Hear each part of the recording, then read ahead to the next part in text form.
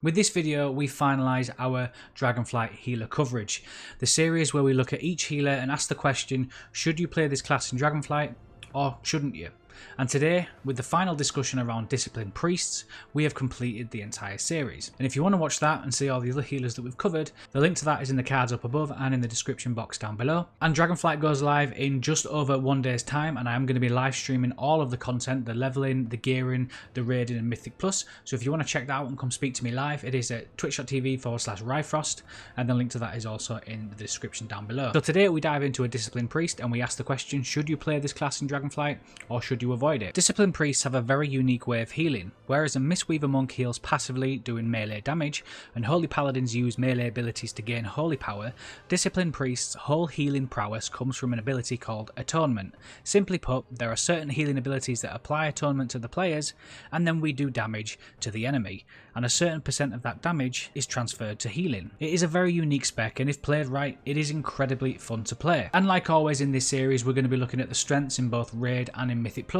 and then cover the weakness. So let's dive right in. Over the last few expansions, Disciplined Priests in Mythic Plus have had somewhat of a rocky start to an expansion. Usually we are super strong in the beta, and then we get nerfed down ready for launch. Whether or not that is down to us being too strong in raiding or in dungeons, I'm not too sure, but it seems like this time we have been given something extra to help ease our pain. We have a reworked passive called Sins of the Many, which was designed for Mythic Plus in mind, or at least that's how it feels. Basically our damage is increased by 30%, and it seems like that damage only diminishes after we have Atonement on more than 5 players, so we are naturally doing more damage in dungeons, which then benefits our Atonement healing, and with our spell Power Word Radiance hitting up to 4 players around the target that we cast it on, which also applies Atonement, we are looking to be super strong in dungeons. Disciplined Priests seem to do quite well for desirability in Mythic Plus, especially early on, as we have some pretty nice defensives and Power Word Shield is weaved into the spec, whereas this is rarely cast as a Holy Priest for example.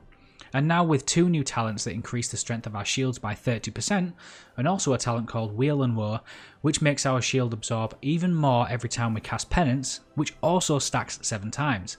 Power Word Shield can become incredibly strong. We still have our amazing cooldowns such as Rapture, Pain Suppression and Power Word Barrier, and we now have even more healing potential with our Priest class talent capstone, Power Word Life. We have all these amazing talent choices to go down. You might miss Mass Dispel, which is now a choosable talent, and you will still need that. And also, what I like when compared to a Holy Priest, it is looking like we're going to be taking Twins of the Sun Priestess as a talent, which means when we cast Power Infusion on someone, we also get it as well, which I think is right because Disc will benefit from it so much more when compared to Holy. When it comes to raiding, we will still shine as we always have.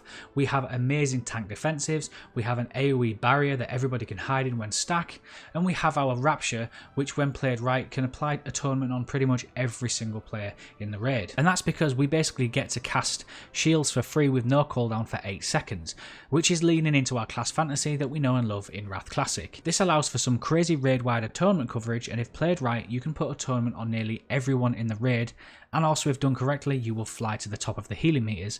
And of course we can't go without mentioning Power Word Fortitude, which is just a flat stamina buff, which is huge in raiding. And for all the positive remarks that we have around Disciplined Priests, there are some weaknesses, so we're going to cover them now. A lot of the time when testing out on the beta, I did seem to run out of mana quite a fair bit, more than other classes, and it did cause a few problems along the way. I think this wouldn't be an issue for the professional disc players, but it did seem like I used mana pots on cooldown, and I did stop to drink more times than other healers. Now looking at Mythic Plus, Holy does suffer from this as well, but we don't have an interrupt. This has caused me quite a few problems in pugs because without communication on when to interrupt, what they do is tend to do it all at the same time, and on other healers I was that extra layer of protection when it came to key interrupts.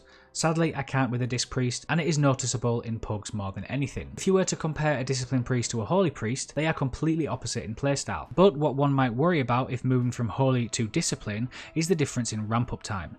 When in raids for a Holy Priest, there isn't much preparation to your healing. You heal as you go along. When it comes to a Disciplined Priest, our Atonement coverage is key, and we need to learn the fights in order to apply our Atonement on as many players as we can to get ready for the incoming damage. This is also an issue in Mythic Plus, and if done incorrectly, it can punish you pretty harshly, and it is literally the make or break style of prep that will either place you in the top of the healing meters or bang at the bottom. But as always, if you learn your class and prepare when to ramp up your damage and when you don't need to ramp up your damage, and learn the fights in both Mythic Plus and in Raiding, you won't have this as a problem and you will become a very strong healer, and in the very beginning of Dragonflight I believe you'll be extremely desirable. But anyway, I'm going to leave the video there. I hope you enjoyed the coverage. This finalises the series where we look at every single healer and we talk about should you play this class in Dragonflight or should you avoid it.